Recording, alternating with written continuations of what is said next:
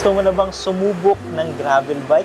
Kung yes, ang sagot mo, panoorin mo tong video na to guys kasi meron akong tatlong gravel bike dito from Pinewood na iba bike check.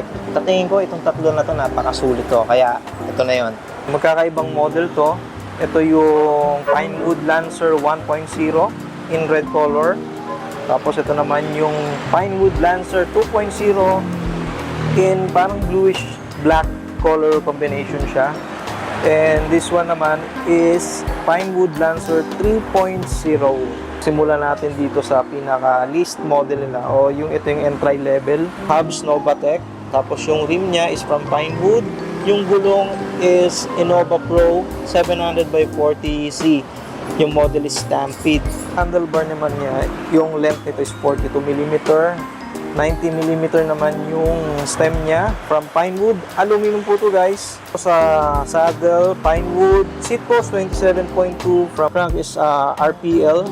Pro wheel 4634 yung chain ring niya. Tapos Clarish yung FD.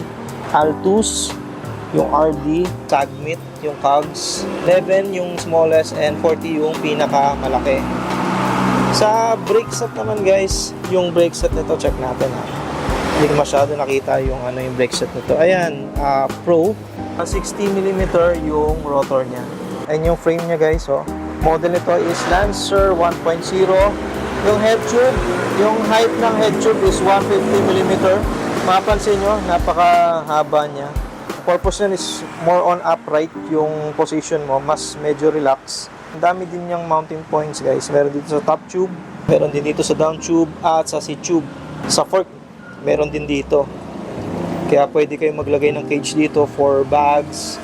Tapos dito, battle cage, at battle cage. So napakadami yung option na pwedeng ilagay dito sa frame. Top tube, maliit lang yung itsura. Tapos dito, napakalaki. Tapos may vent dito sa seat tube. Yung shifter niya is Ignite. Sa pagkakaalam ko, this is Sensa Ignite. So ayan guys, yung Lancer 1.0. Yung price nito dito sa Cyclus is 22,750. Size pala nito is 47 cm. Tapos top tube is 50 cm. Ito guys, parehas sila ng frame. Color lang yung pinagkaiba. Sa wheelset, sa brake, sa rotor, sa hub, sa rim, parehas din. Same na same, pati yung gulong. Ang pinagkaiba niya lang yung group set. Iba din yung upuan. Ito yung upuan ng 1.0, wala siyang butas dito. Ito naman yung sa Lancer 2.0, may butas dito. Hindi na natin pag-uusapan dito guys yung frame niya kasi nabanggit naman na natin dito sa Lancer 1.0. Yung group set na lang yung pag-uusapan natin dito. Yung crank is 170mm RPL na Pro Wheel, 4634 yung chain ring, 46 yung biggest and 34 yung maliit. Clarish yung FD, Glory na 12 speed yung RD niya, Sagmit yung cogs niya, 1142 yung range. Mas upgraded yung cogs nito, mas malaki. Ito kasi 1140 lang yung sa 1.0, dito 1142 na. Yung price naman nito is 26,500. Dito naman tayo sa Pinewood Lancer 3.0. Ito guys, mas gusto ko yung colorway nito. Glossy, tapos mapapansin nyo may mga glitter effect yung kulay niya. Same lang din nung specs nung Lancer 1.0 tsaka 2.0. Yan.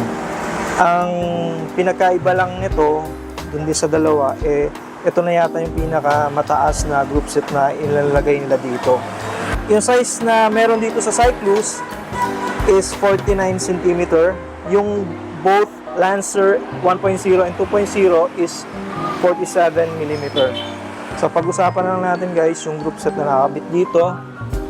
Ito naman is Pro Wheel RPL din, 4634 yung laki ng chain ring, Sora yung FD, RD Sora, tapos 1134 na Sagmit yung cogs niya.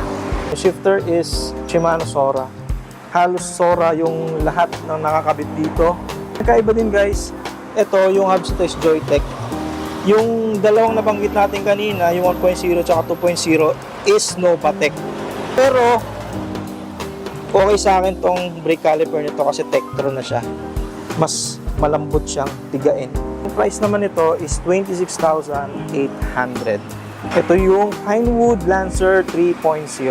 Ito palang brake caliper guys, hindi natin masyado nabanggit ito na malinaw kanina. Kasi nabanggit na natin mechanical hydraulic. Pero ang tawag pala dito is cable actuated na brake caliper. Combination of hydraulic and cable.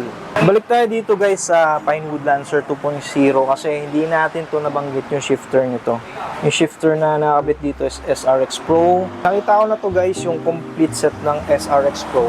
Pagkakatulad siya dun sa ginagamit natin na Perino Fantasy. Pares na pares talaga sila. So ayun yung tatlong sulit na gravel bike from Pinewood. Kung sakali man guys may alam pa kayo na gravel bike na napakasulit, comment nyo lang dyan. At susubukan natin na may bike check o kaya mailagay natin dito sa Cyclus Motor and Cycling Center. So kung may katanungan pa kayo dito na hindi ko nabanggit, comment lang po kayo dyan o kaya message kayo sa FB page ng Cyclus Motor and Cycling Center o kaya sa FB page ni Nardo Foote. Thank you ulit sa panonood. Kita-kits tayo ulit sa mga ganitong video ni Nardo nyo. Ride safe po sa inyo and God bless.